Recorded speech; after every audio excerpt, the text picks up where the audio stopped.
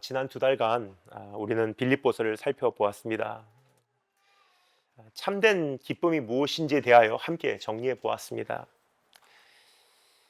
1장 6절에서 우리 속에 착한 일, 선한 일을 시작하신 주님께서 마지막 날까지 이루실 줄을 확신하면 기뻐할 수 있다라고 말하였습니다. 또 1장 12절에서 우리가 당한 일이 도리어 복음의 진보가 될 줄을 알면 기뻐할 수 있다고 우리에게 말했습니다. 또 1장 21절에서 우리가 사는 것이 그리스도이기에 죽는 것도 유익하게 여길 수 있게 되면 기뻐할 수 있다라고 말하고 있는 것입니다. 또 2장으로 넘어가서 1절부터 11절에서 우리가 그리스도의 마음을 품어 서로와 하나가 되면 기뻐할 수 있다고 말하였습니다. 또 2장 12절부터 18절에서 우리의 희생과 수고가 하나님께 드려지는 합당한 제사가 되면 기뻐할 수 있다고 사도 바울은 우리에게 일러주었습니다. 또 3장으로 넘어가서 1절부터 11절 우리가 예수 그리스도를 위하여 무언가를 한다는 것으로 우리의 정체성을 좌우받는 것이 아니라 예수 그리스도께서 우리를 위하여 이미 무엇을 해주었는지 그것으로 인해서 우리의 정체성이 형성되면 기뻐할 수 있다고 말을 해주었습니다. 또 지지난주였죠.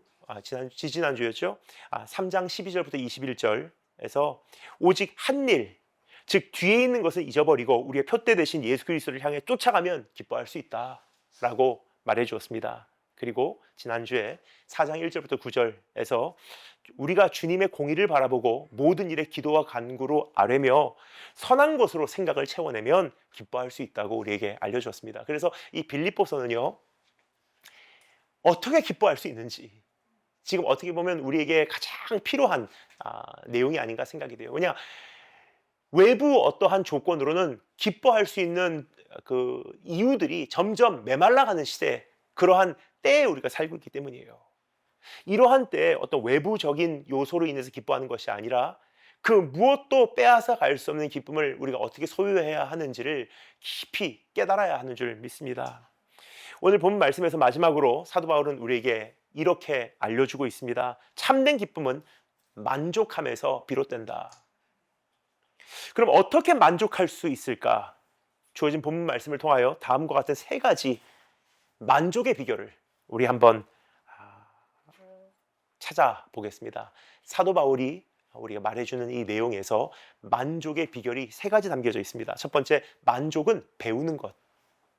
두 번째, 만족은 환경과 무관한 것. 세 번째, 만족은 주로부터 오는 것입니다. 이 세 가지를 살펴보겠습니다. 첫 번째, 만족은 배우는 것입니다.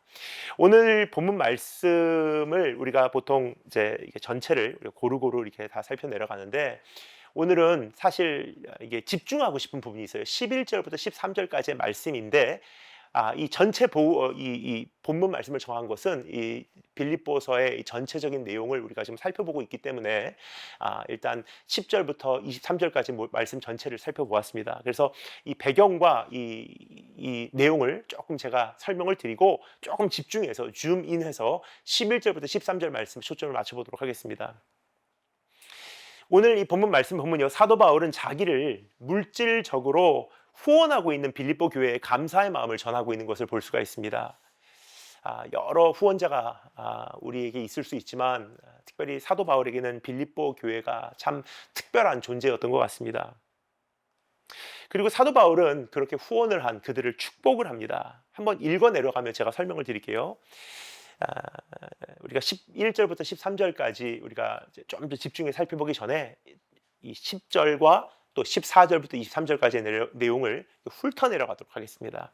10절 말씀, 내가 주 안에서 크게 기뻐함은 너희가 나를 생각하던 것이 이제 다시 싹이 남이니 너희가 또한 이를 위하여 생각은 하였으나 기회가 없었느니라.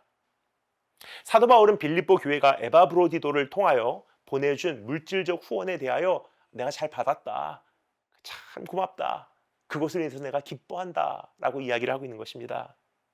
한동안 후원이 끊겼던 것 같아요.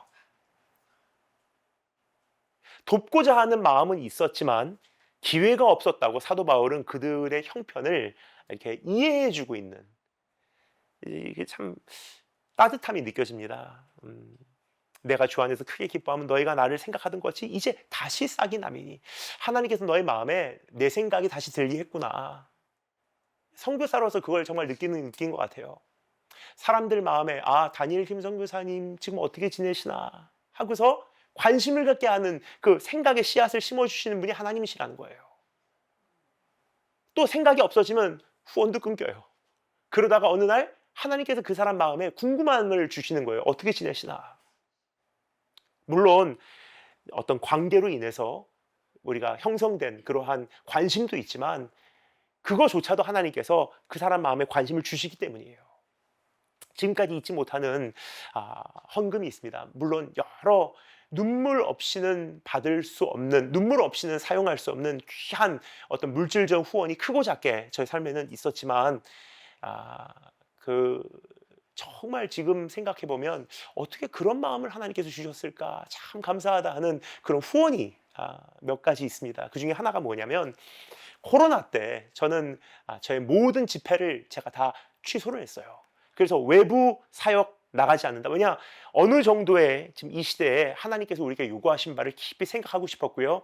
또 구조 조정을 할 때였고 또 사회의 어떠한 이 질서를 제가 존중을 하지 않으면 안 되는 그런 본을 보여야 했기 때문입니다. 그래서 외부 사역을 전혀 나가지 않으니까 사실 생활비가 하나도 없었어요.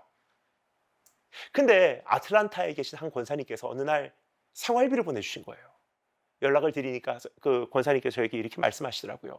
목사님, 사실 지금 그 어떤 외부 집회를 안 하는데 어떻게 생활하세요? 그래요. 저에겐 참 그게 큰 위로였어요. 그러니까 어떤 물질이 아니라 다니엘 김 선교사님이 외부 집회를 안 나가면 생활이 불가능할 텐데 그럼 어떻게 하지라는 그 고민을 해주신다는 게 그 마음이 너무 감사했던 거예요. 사도 바울도 그랬던 것 같습니다. 너희가 나를 생각했던 것이 이제 다시 싹이 나미니 너희가 또한 이를 위하여 생각은 하였으나 기회가 없었느니라. 그러니까 그들을 대신해서 이렇게 변명을 해주고 있는 거예요. 지금까지 생각이 없었던 건 아닐 거라고 생각한다. 그런데 기회가 없었을 거다. 그러면서 14절로 넘어갑니다. 그러나 너희가 내 괴로움에 함께 이제는 참여하였으니 잘하였도다 그래요. 지금이라도 생각나서 너무 잘됐다. 이제 다시 그 사역에 동참하기를 결단한 것에 대하여 난 너를 칭찬하고 싶다. 여기서 그는 물질적 후원, 물론 그 뒤에는 그들의 기도와 관심도 있었습니다만 그것에 대하여 내 괴로움에 참여하였다고 지금 말을 하고 있는 거예요. 괴로움, 실제로 같이 감금된 건 아니지 않습니까? 근데 물질적으로 후원하고 또 기도와 관심을 갖는 그것을 뭐라고요? 내 괴로움에 참여하였대요. 빌립보 교회는 부유한 생활을 하는 사람들로 형성된 공동체가 아니었습니다. 따라서 그들의 헌금은 그들에게 매우 큰 희생이었던 것입니다. 그래서 헌금을 드린 자체가 이들에게는 괴로움이에요, 사실. 부유한 사람들이 아니었기 때문에 없는 가운데 바치는 헌금이었어요. 고린도 후서에 보면요, 고린도 교회에게 빌립보 교회의 이야기를 합니다. 어떻게 보면 조금 본보기로 삼았던 것 같아요. 그래서 고린도 후서 8장에 보면요, 빌립보 교회가 얼마나 가난했는지 조금 우리가 엿볼 수 있습니다. 읽어드릴게요. 형제들아, 형제들아는 거 고린도 교회를 부르고 있는 것입니다. 형제들아, 고린도 교회 형제들아, 하나님께서 마게도니아 교회들, 빌립보 교회입니다. 마게도니아 교회들에게 주신 은혜를 우리가 너희에게 이미 알게 하지 않았느냐? 빌립보 교회에 대한 자랑을 하지 않았냐? 환난의 많은 시련 가운데 저희는 넘치는 기쁨과 극한 가난이 저희로 풍성한 연보를 넘치도록 하게 하였느니라. 풍요로운 사람들은 아니었어요. 근데 그 가운데서 전략하고 안 먹고 안 입고 해서 떼어내서 헌금하는 것이 사도 바울이 말합니다. 물론 기도와 관심도 그 배후에 있었겠지만 이 물질을 너희가 나에게 주는 것은 내 괴로움에 동참한 것이다. 그렇습니다. 빌립보 교회는 가난한 가운데도 큰 희생을 치르며 사도 바울의 사역을 도왔던 것입니다. 참 눈물 나는 헌금이었어요. 저도 이 말씀을 준비하면서 지나온 날들을 돌아보니까 정말 힘든 분들이 단돈 10,000원이라도 꾸준히 하시는 분들이 계셨더라고요. 참 그런 분들 물론 많지는 않습니다. 저는 아예 후원 계좌 자체가 없기 때문에 지금도 그냥 거의 자비랑으로 한다고 생각을 해요. 근데 하나님께서 그렇게 마음에 감동을 주시고 가끔 이렇게 주시는 분들, 정말 단돈 10,000원이라도 주시는 분들, 또 지나온 지나온 20년간 울산에서 한 집사님 가정이 계속 이렇게 돕고 계신 그런 작은 손길들을 통해서 한 사람의 선교사를 지금까지 먹여오셨어요.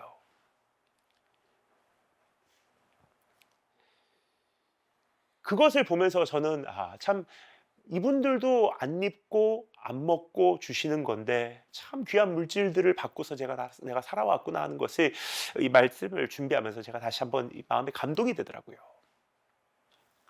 15절 16절 읽겠습니다. 빌립보 사람들아 너희가 알거니와 복음의 시초에 내가 마게도니아를 떠날 때 주고 받는 내 일에 참여한 교회가 너희 외에 아무도 없었느니라. 데살로니가 있을 때에도 너희가 한 번, 두 번 날 쓸 것을 보내었도다. 시초, 복음의 시초, 이거는 사도 바울의 사역 초창기에 아무도 사도 바울을 물질적으로 돕지 않을 때 빌립보 교회는 그의 필요를 채워주었다고 이야기하는 거예요. 참 이거 아름다운 추억이 있는 것을 되새기고 있는 거예요. 아무도 나를 후원하지 않을 때 왜 그랬습니까? 교회를 핍박하는 사람으로 사실 사람들이 그 이미지가 쉽게 바뀌지 않거든요. 절대로 사도 바울은 바뀔 수가 없는 사람이야. 저 사람이 교회를 이제까지 어떻게 핍박했는데. 그러니까 베드로가 쓴 서신하고 사도 바울이 쓴 서신하고는 이미 그 인트로 자체가 달라요. 읽어보시면 놀라실 거예요. 베드로는 굉장히 확실하게 짧고 심플하게 자기를 소개합니다. 나 주 안에서 사도된 베드로는. 설명이 필요 없어요.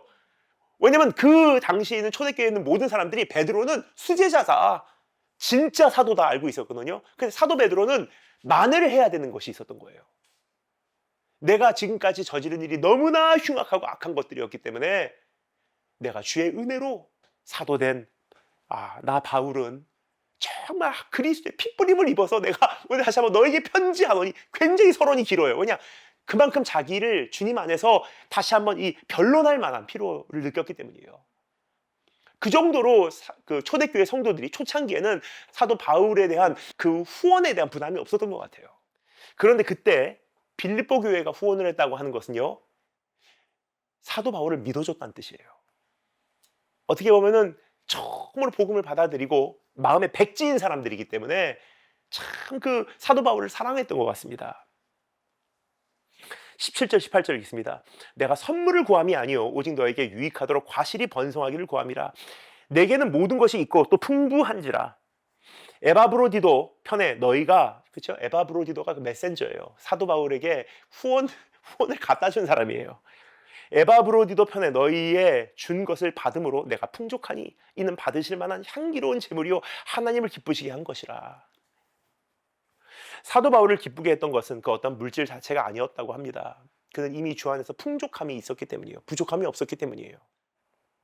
사도 바울을 기쁘게 했던 것은 빌립보 교회의 사랑이었던 거예요.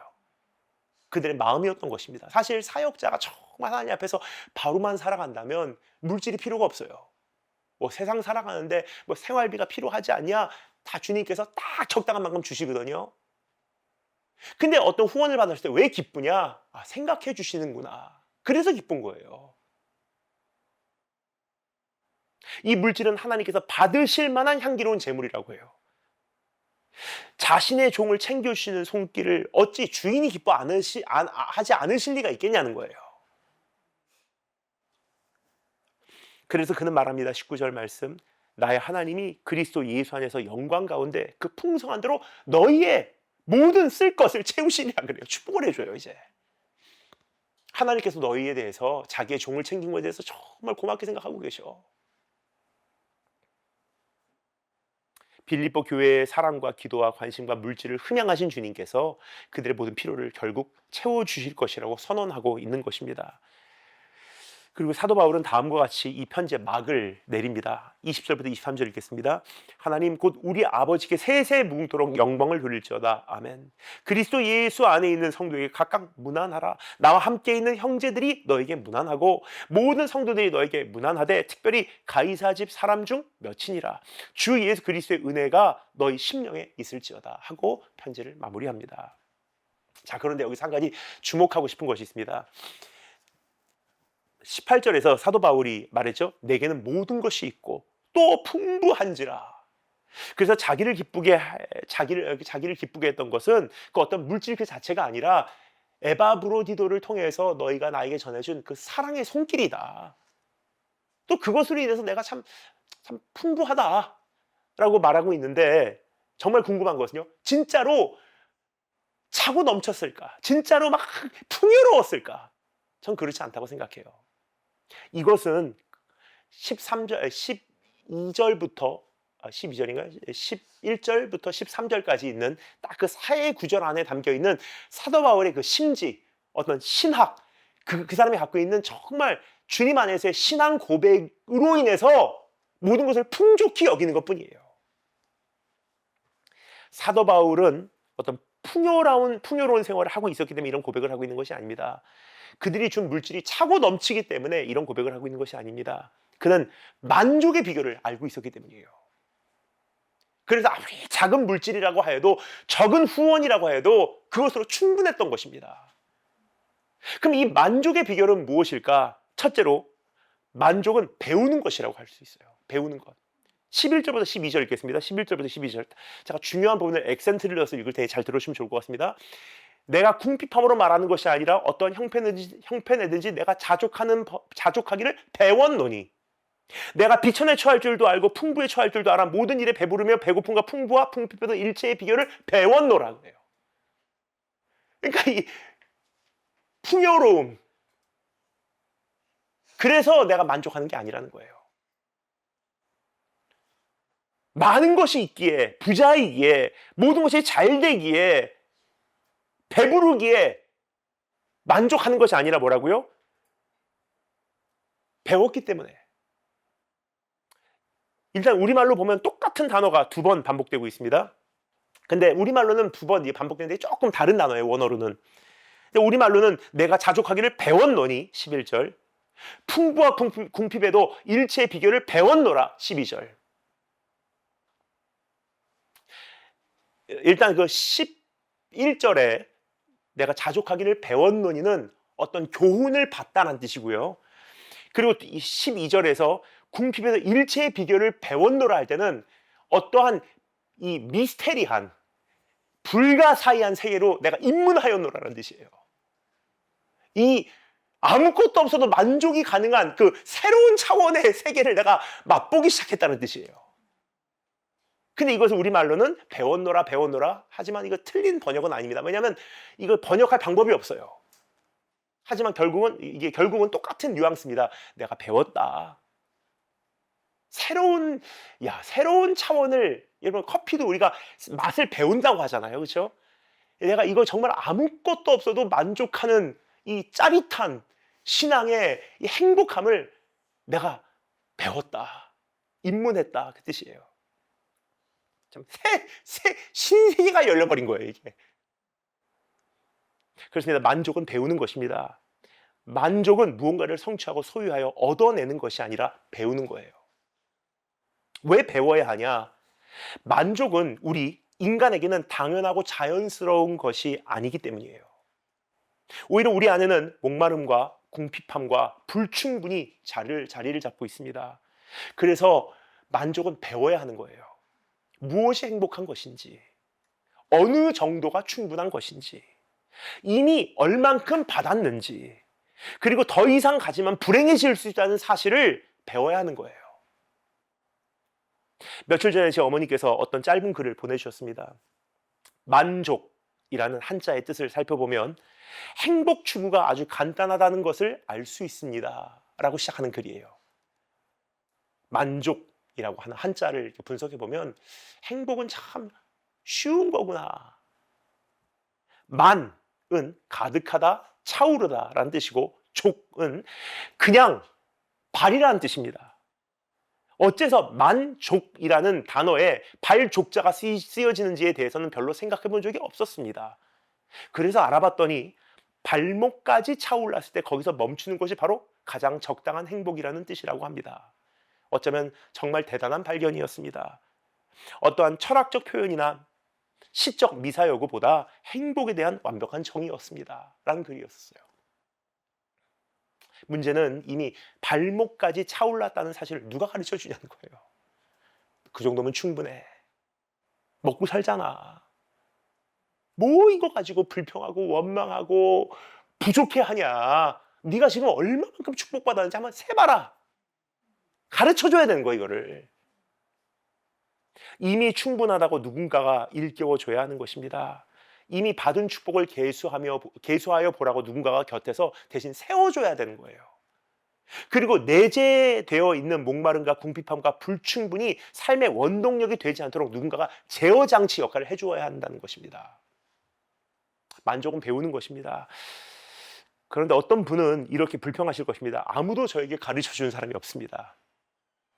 물론 만족에 대하여 가르쳐주기 위하여 주님께서 우리의 삶에 허락하시는 교사들이 있습니다. 뭐 대단한 박사학위를 얻은 사람 그런 거 말고 하나님께서 우리 삶에 심어놓으신 만족에 대해서 일깨워 주시는 교사들이 있어요. 때로는 부모님일 수 있고요. 때로는 친구일 수 있고 동료일 수 있고 배우자일 수 있습니다. 우리 불평하지 말자. 참 하나님께서 우리에게 주신 은혜가 얼마나 크냐. 그런 말을 해줄 수 있는 사람들이 우리의 교사인 거예요. 하지만 때로는 이런 교사들이 없을 수도 있습니다. 그런 교사들이 우리 바로 곁에 없을 수가 있어요. 근데 하나님께서 또 다른 형태의 교사를 보내세요. 고난이에요. 고난을 통해서 만족을 배우는 경우가 적지 않다는 거예요. 우리 삶 속에. 가난을 통하여 소박함 속에서 감사할 수 있는 교훈을 배우는 것이고, 이제까지는 여기까지 누려야지 행복한 줄 알았는데 없어 보니까 이거 가지고 행복한 거예요. 건강의 연약함을 통하여 작은 동작을 할 수 있는 것만으로도 감사하게 되고, 옛날에는 막 농구하지 않으면 행복하지, 막 짜릿한 게 없었는데 이제는 산책하면서 천천히 걸어보니까 이것도 보이고 저것도 보이고 새소리도 들리고 막 편안한 거예요. 고독함을 통하여 어떠한 화려함을 즐기는 것이 아니라 고요한 일상 속에서 감사할 수 있게 되는 것. 사람들 속에서 이거 먹으러 가자, 저기로 놀러 가자, 그거 없어서 고독해도 괜찮다는 거예요. 왜냐? 조용하게 살아가면서 그 안에서 묵상하고 생각하고 신중하고 돌아보니 인생이 많은 의미로, 내용으로 채워져 있고 보람 있고 부지런하고 얼마나 좋습니까? 여러분, 만족은 배우는 것입니다. 만족할 수 있는 여러 가지 이유를 알아보는 눈을 소유하도록 훈련해야 하는 거예요. 제가 좋아하는 시인 윌리엄 블레이크의 시 한 소절이 있습니다. 저는 가끔 감사도 만족도 모르게 또 주변을 살펴볼 겨를도 없이 막 정신없이 다니다 보면요, 막 커피도 확 마시고 막 햄버거도 먹고 우와 배부르다 이동하자 하고 이동하고, 와 다음 장소 비행기 타고 내려서 막 호텔 체크인하고 막 사역하고 와 커피 마시고 그렇게 정신없이 다니다가 가끔 이래서 안 되지 하고 정신을 차릴 때가 있어요. 그렇게 정신없이 달려가다가 제 삶의 속도를 늦추며 이 시를 떠올려요. 영어를 읽어드릴게요. 원문이 영어인데 시니까 필을 받아야 되지 않겠습니까? To see a world in a grain of sand, and a heaven in a wildflower. Hold infinity in the palm of your hand, and eternity in an hour. 번역합니다. 모래 한 알 속에서 온 우주를 보고 들꽃 한 송이 속에서 하늘을 본다. 손바닥 안에 무한을 담고 찰나 속에서 영혼을 붙든다. 다 우리가 스쳐 지나가는 대수롭지 않게 여기는 것들이에요. 근데 커피 한 잔 가지고 정말 만족할 수 있으면요, 정말 행복한 삶이에요. 이거 가지고 야 하나님 오늘 아침에 깨워주시면 감사합니다. 15,000원짜리 커피 한 잔 필요 없어요. 그냥 1,900원짜리 만월경 커피 한 잔 들고 행복해한 거예요. 행복은 배우는 것입니다. 우리 자녀들에게도 그 행복을 가르쳐주면 좋겠어요. 행복은 서울대 가고 좋은 데 취업하고 대단한 사람 만나서 결혼하고 새로운 컬렉션 나왔다고 구찌나 에르메스에서 쇼 와달라고 인비테이션 보내고 일주일에 한 번씩 오마카세 가고 그게 행복이 아닌 거예요. 그걸 지금 사회적으로 지금 굉장히 잘못 가르치고 있다는 거예요. 행복에 대한 기준을. 왜냐? 부모 자체가 행복이 그거거든요. 근데 너 하나님의 사람아, 너 하나님의 사람아, 그러나 너는 그렇게 살지 말라고 사도 바울이 디모데에게 호소했던 그 음성과 같이 우리 자녀들에게 무슨 행복을 안겨줘야 되는지. 행복은 그런 게 아니야. 아침부터 밤까지 열심히 일하고 정식으로 퇴근하고 집에 와서 가족과 함께 먹고 마시고 많이 없어도 우리 한 상에 둘러앉아 정말 서로 사랑하는 게 그게 행복이야. 어렸을 때부터 그걸 배우면요, 살아가면서 그게 행복이기 때문에 그렇게 살아가는 거예요. 두 번째, 만족은 환경과 무관한 것이라고 사도 바울은 여기서 말하고 있습니다. 만족은 환경과 무관한 것이다. 11절 12절 읽겠습니다. 11절 12절. 내가 궁핍함으로 말하는 것이 아니라 어떠한 형편이든지 내가 자족하기를 배웠노니 내가 비천에 처할 줄도 알고 풍부에 처할 줄도 알아. 모든 일에 배부름에 배고픔과 풍부와 궁핍에도 일체의 비결을 배웠노라.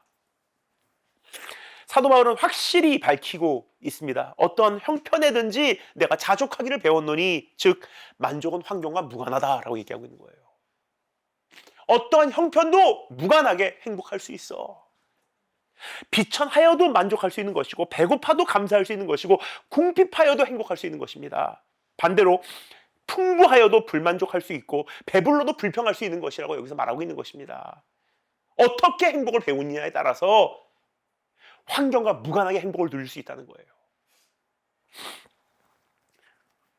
우리는 우리의 환경이 조금 더 나아지면 만족할 수 있다는 거짓말에 속고 살아가고 있지 않나 생각이 됩니다. 그런 경우가 적지 않은 것 같아요. 환경이 완벽해도 불만족할 수 있는 우리의 이 악한 근성은 이미 태초에 증명이 된 것을 여러분 기억하십니까? 내가 얼마나 불만족할 수 있는 그런 존재인지, 환경이 아무리 좋아도 불만족한다는 것이 내 안에 있다는 것을 이미 에덴 동산에서 증명이 됐어요. 그 완벽한 환경, 에덴 동산도 우리에게는 불충분한 것이 아니었겠습니까? 창세기 2장 8절에 보면요, 이렇게 기록되어 있습니다. 2장 8절 이하의 말씀을 읽어드리겠습니다. 여호와 하나님이 동방의 에덴의 동산을 창설하시고 그 지으신 사람을 거기 두시고 여호와 하나님이 그 땅에서 보기에 아름답고 먹기에 좋은 나무가 거기에 나게 하시니 동산 가운데는 생명나무와 선악을 알게 하는 나무도 있더라. 여호와 하나님이 그 사람에게 명하여 가라사대 동산 각종 나무의 실과는 네가 임의로 먹되 freely eat. 오늘 말로 표현하면요, 무한리필이라는 거예요. 그 좋은 퀄리티. 여러분, 싸구려 음식 무한리필이 아니에요. 하나님 보시기에 좋으셨다 할 정도의 최고의 과실을 맺는, 지금으로 말하면 뭐 대단하게 만든 일본 멜론이 일본 돈으로 막 수백만 엥, 우리나라 돈은 몇천만 원짜리 이 멜론이 있어요. 멜론. 그 정도하고 비교도 되지 않는 에덴 동산에 정말 하나님께서 직접 심으시고 자라게 한 그 나무로 다 해놓으시고 임의로 먹어라. 뭐냐? 무한리필이다. 네가 원하는 대로 먹어. 단지 선악을 알게 하는 나무의 실과는 먹지 말라. 네가 먹는 날에는 정령 죽으리라 하시니라. 하나님은 천지를 지시면 만족해 하셨어요.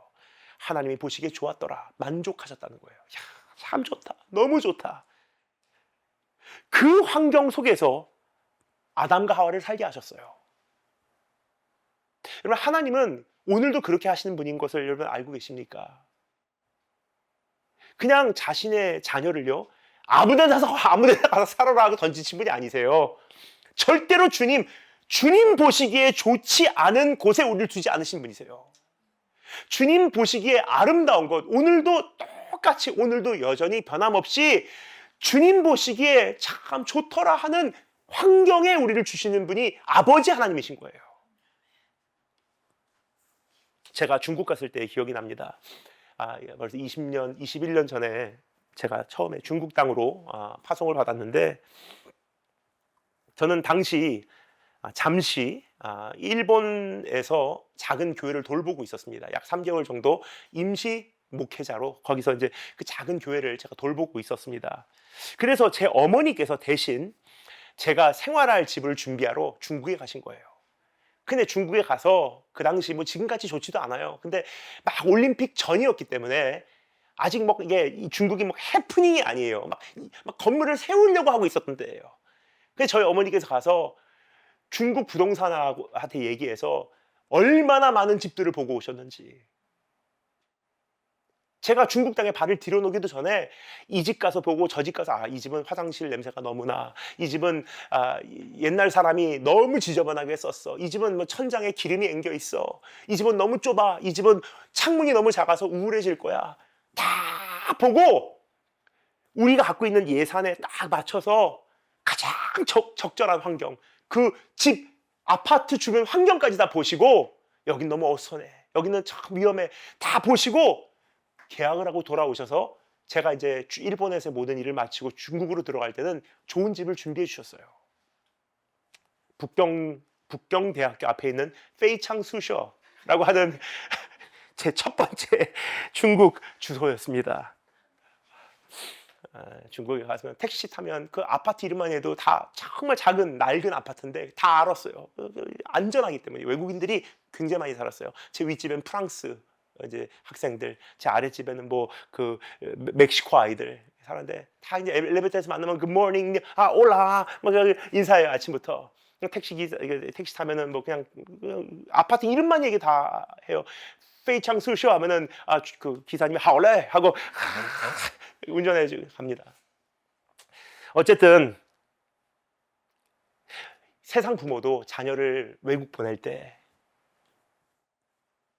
그 아파트 주변 환경 다 보고요, 집안 구조 다 분석해 봐요. 하물며 하나님 아버지께서 어떤 직장에, 어떤 삶의 현장에, 어떤 고난 속에 자신의 자녀를 보내실 때 안 살피겠냐는 거예요. 그거. 영원하신 하나님, 변함없는 하나님은요, 그것을 우리의 삶을 지켜보시면서 준비하시면서 여호와 보시기에 좋았더라 하는 곳으로 보내시는 거예요. 그 안에서 힘들 수 있고 훈련을 받아야 되니까, 그 안에서 어려울 수 있고 고독할 수 있고 참 답답할 수 있어요. 그런데 하나님이 보시기에 좋았더라는 분명한 거예요.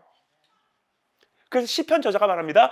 여호와께서 나에게 줄로 재워주신 구역이 아름다운 곳에 있으며.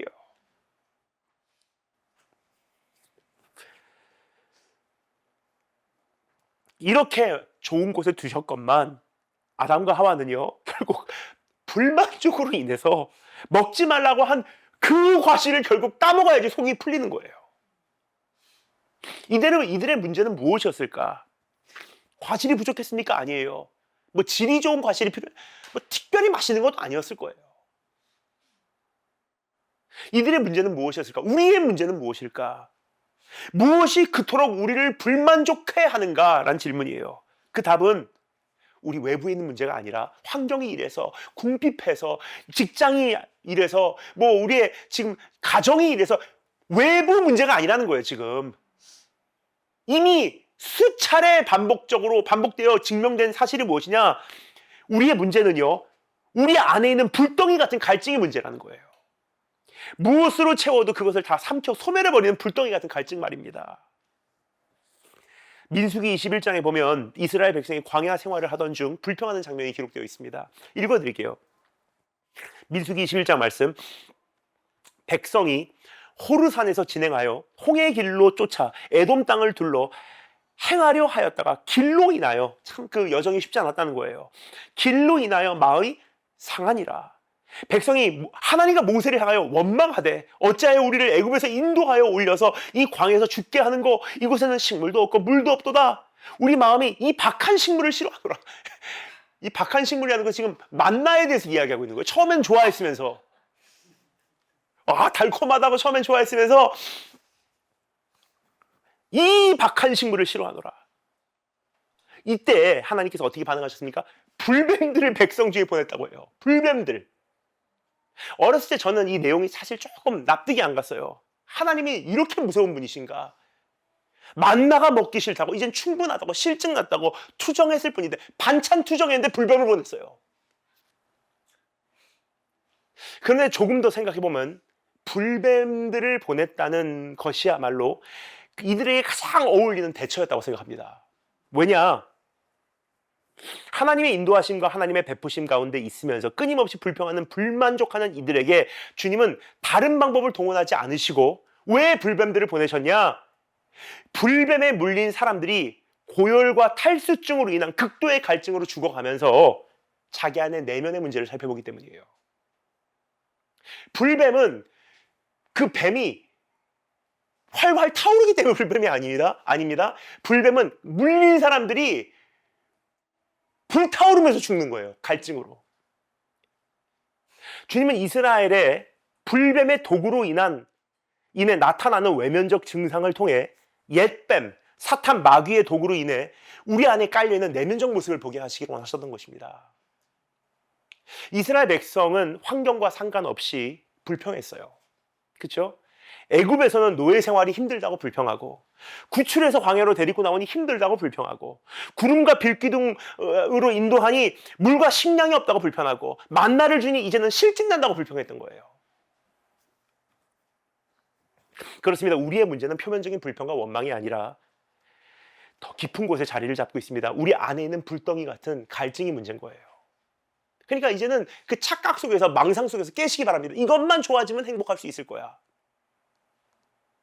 우리의 문제는 환경이 아니에요. 우리 안에 있는 악한 근성입니다. 감사를 충분히 모르는 근성, 변덕스러운 근성, 금방 실증내는 근성, 그래서 한순간 감격하고 감동했다가 순식간에 질려버리는 근성이에요. 아무리 좋은 환경도, 아무리 좋은 사람도, 아무리 좋은 삶도 지루해버리는 근성이 우리 안에 있는 악한 근성입니다. 이것이 해결되지 않는 계속 목마르고요. 만족이라는 것은 절대 없어요. 그런데 사도 바울은 이렇게 말하고 있습니다. 나는 환경과 무관하게 만족한다. 가난해도 만족, 부유해도 만족, 부족해도 만족, 풍성해도 만족, 감금돼도 만족, 자유해도 만족, 죽어도 만족, 살아도 만족. 만족하는 법을 배웠기 때문이라. 내 안에 있는 근본적인 갈증이 해결되었기 때문이라. 나는 새로운 경지에 지금 입문했다. 기가 막힌 편지를 쓰는 거예요. 이 언제 씁니까? 이 편지? 감옥 안에서 쓰는 거예요. 나는 너무 행복해. 그럼 우리 안에 있는 갈증, 이 불만족은 어떻게 해결할 수 있는 것일까? 마지막 세 번째입니다. 만족은 주로부터 오는 것입니다. 13절 말씀 읽겠습니다. 13절 말씀 한 목소리로 읽을까요? 시작. 내게 능력 주시는 자 안에서 내가 모든 것을 할 수 있느니라. 우리는 이 말씀을 종종 잘못 인용합니다. You can do it. 너는 뭐든지 할 수 있어와 같은 정도의 도전적 말씀으로 잘못 사람들이 암기까지 하고 이해를 해요. 아, 나는 내게 능력 주신 자 안에서 모든 것 하겠습니다. 내일 대통령 충마. 나는 뭐든지 할 수 있습니다. 지금 당장의 나음을 받을지어다. 그러니까 불가능은 없다 정도로 생각해요. 이 말씀을. 그러나 지금까지 살펴본 바와 같이 이 말씀은 맥락이 있는 거예요. 그냥 아무데나 갖다 붙여서 나에게 그냥 그 확신을 주는 말씀이 아니라는 것입니다. 물론 조금 더 폭넓게 해석할 수는 있어요. 이 진리니까 내 안에 능력 주신 자 안에서 내가 능치 못할 일이 없다. 맞아요. 그런데 정확하게 말씀드리면요, 이 말씀엔 맥락이 있다는 거예요. 이 전후의 말씀이 무엇입니까? 나는 만족하는 법을 배웠다. 어떤 환경에도 나는 정말 만족한다. 왜? 내 만족은 예수 그리스도로 인한 것이기 때문에. 사도 바울은 어떠한 기도 응답에 대하여 말하고 있는 것이 아니라, 혹은 자기가 꾸고 있는 꿈의 실현성에 대해서 말하고 있는 것이 아니라 그는 불만족을 극복하는 능력에 대해서 말하고 있는 거예요. 우리의 기본값, 우리에게 있어서 매우 자연스럽게 여겨지는 그 어떠한 것에도 만족하지 못하는 이 악한 근성을 꺾을 수 있는 능력에 대해서 말하고 있는 것입니다. 어떠한 환경에도 만족할 수 있게 하는 능력에 대해서 지금 말하고 있는 것입니다. 이 능력은 어디서 온다고 합니까? 내게 능력 주시는 주님 안에서 내가 할 수 있다. 한마디로 주님 안에 있으면 만족할 수 있다는 거예요. 환경이 주는 것이 아니라, 물질이 주는 만족이 아니라 건강이 주는 만족, 젊음이 주는 만족, 사람도 직장도 명예도 그 어떠한 것이 주는 그런 만족이 아니라 오직 예수 그리스도 안에서 참된 만족을 발견할 수 있다고 여기서 말하고 있는 것입니다.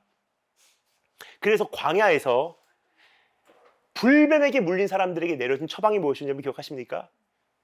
불뱀에게 물린 사람들에게 더 나아지도록 기도하라.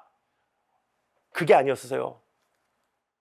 민수기 21장 읽어드릴게요. 제가 다시 조금 더 나가서 읽어드리겠습니다. 잘 들으시면 좋을 것 같습니다. 민수기 21장 여호와께서 모세에게 이르시되 불뱀을 만들어 장대 위에 달라 그래요. 불뱀에 물려서 죽어가고 있는데 뭐라고요?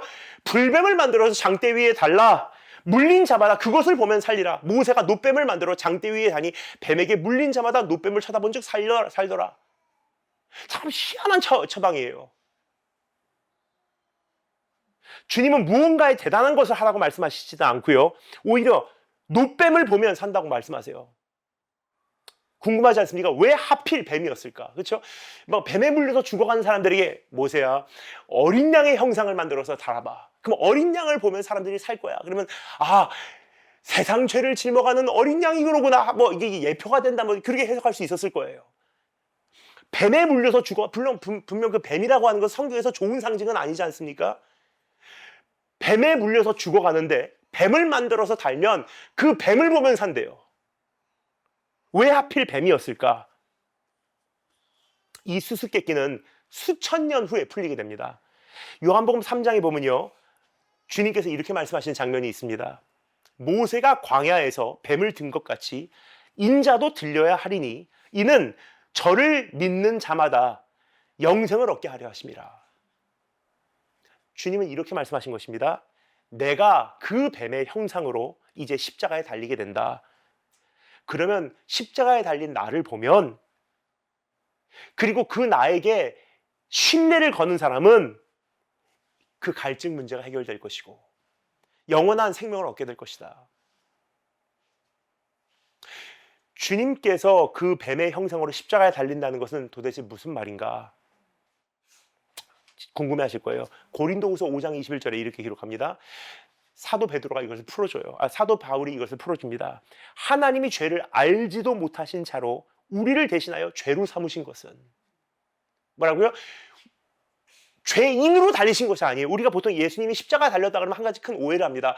세상 죄를 지고 가시는 분이시기 때문에 한 사람의 죄인으로 십자가에 달렸구나라고 생각해요. 아니에요. 여기 보면 사도 바울이 정확하게 말합니다. 죄를 알지도 못하시는 순결하신 분이신데 죄를 덮어버리셔서 죄가 돼서, 여기 보죠. 하나님이 죄를 알지도 못하는 자로 우리를 대신하여 죄인을 삼으신 것이 아니라 죄로 삼으신 것이라고 되어 있어요. 즉 십자가에 달리신 예수님은 그냥 단순한 죄인의 형태가 아니었다는 것입니다. 우리를 대신해서 죄가 되게 하셨대요. 주님은 죄 그 자체가 되신 것입니다. 십자가에 달리신 주님은 우리의 갈증과 불평과 불만과 불만족의 원인, 저주받은 뱀의 형상으로 십자가에 달리신 거예요. 그래서 뱀을 달아 올려라? 나도 그 뱀과 같이 달아 올려야 돼. 십자가에 달린 나는 뱀의 형상이 될 거야. 근데 그런 나를 보면은 네 갈증 문제 해결되게 돼 있어. 왜 이것이 그렇게 하냐? 갈라디아서 3장 13절에 이렇게 말합니다. 그리스도께서 우리를 위하여 저주를 받은 바 되사 율법의 저주에서 우리를 속량하였으니 기록된 바 나무에 달린 자마다 저주 아래 있는 자라 하였습니다. 그러니까 십자가에 달리신 예수님은요, 이는 내가 기뻐하는 자요 내가 사랑하는 자라라는 존재가 아니었어요. 죄였고요, 뱀의 형상이었고요, 우리의 모든 갈증의 원인이었고요, 하나님 아버지께 거절당한 존재였습니다. 그러니까 엘리 엘리 사막다니, 엘리 엘리 라마 사막다니, 하나님이여 하나님이 왜 나를 버리시나이까 그랬어요. 아버지께 버림받은 것입니다. 또 주님께서 십자가에서 견디기 힘든 갈증과 싸우셨지 않습니까? 내가 목마르다, 내가 목마르다, 내가 목마르다. 주님께서 그냥 단순히 육체가 인간이었기 때문에 목마르셔서 그냥 신포도주라도 드릴까 생각했습니다. 그게 아니에요. 다른 이야기하고 계신 거예요. 지금 내가 목마르다 뭐요? 우리의 가장 원초적인 목마름을 다 입고서 십자가에 달리셨기 때문에 내가 목마르다, 내가 목마르다 하는 것은 인정받기 위해서 목마르고 사랑받기 위해서 목마르고 아빠에게 인정받지 못해서 그렇게 성장하면서 목말랐고 일찍부터 부모의 사랑받지 못해서 목말랐고 사회에서 버림받아서 목말랐고 거절당해서 목말랐고 한때 그 가난의 상처가 있기 때문에 난 부자가 될 거야 하는 것 때문에 계속 목말라서 달려가고 인간의 이 모든 깨짐 속에 있는 목마름을 홀로 짊어지고서 십자가에 올리셨기 때문에 주님께서 외치고 계셨던 거예요. 내가 목마르다, 내가 목마르다, 내가 목마르다. 우리의 고통을 대변하고 계셨던 거예요. 모세가 광야에서 뱀을 든 것 같이 인자도 나무에 달릴 것인데 모세의 때와 같이 바라보는 자는 나음을 입을 것이라고 합니다. 무엇을 해서 이 갈증 문제가 해결될 것이 아닙니다. 무엇을 이루어서, 무엇을 소유해서, 무엇을 더 가져서 이 갈증이 해소되는 것이 아니라는 뜻이에요. 나를 사랑하사 나를 대신해서 그 옛됨의 형상으로 저주받은 자들이 달리는 십자가에 오르신 우리 주님을 바라보면 인생의 갈증이 해결된다는 거예요. 바울의 경우 당시 황제에게 정죄당해도 예수 그리스도께서 인정하시면, 만왕의 왕께서 나를 인정하시면 그것으로 충분했던 거예요. 사람들에게 미움받아도 예수 그리스도의 사랑을 경험하며 그것으로 행복했던 것입니다. 비록 물질적 궁핍함이 있을 수 있어도 나에게 생명도 아끼지 않으시고 주신 예수 그리스도께서 모든 부족함이 없이 나를 채워주시지 않을 리가 없어라는 확신이 있기 때문에 부족하지 않은 거예요. 여러분, 오늘 우리가 무엇을 채우기 위해서 얼마나 큰 갈증을 가지고 달려가고 있는지, 절대로 이 문제는 환경으로 해결되지 않아요. 문제 수습으로 해결되지 않아요. 만족은 배우는 것입니다. 무엇을 배우는 거예요? 예수 그리스도 바라보라. 주님을 바라보시고 허락하시는 것을 충분히 누리시고 그 안에서 만족하신 축복이 우리에게 있으시기를 주님으로 축원드립니다. 다 같이 기도하겠습니다.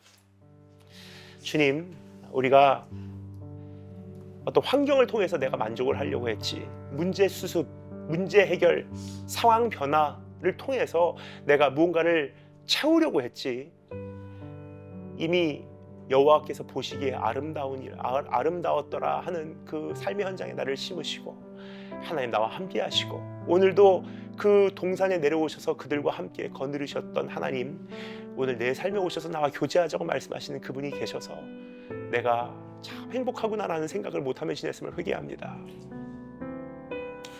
이제 이 불덩이 같은 갈증을 한가득 안고 있는 가슴을 위로하사 십자가 위에서 자신의 생명을 버리실 만큼 나를 사랑하신 주님께서 그 외에 모든 필요를 어찌 안 채우실까 하는 그 확신을 가지고 살아가며, 이제는 궁핍한 삶이 아니라 내 가슴이 넉넉한 풍성한 삶으로 오히려 남을 채워줄 수 있는 그러한 삶 살기에 도와주기를 소망합니다. 예수님의 이름으로 기도합니다.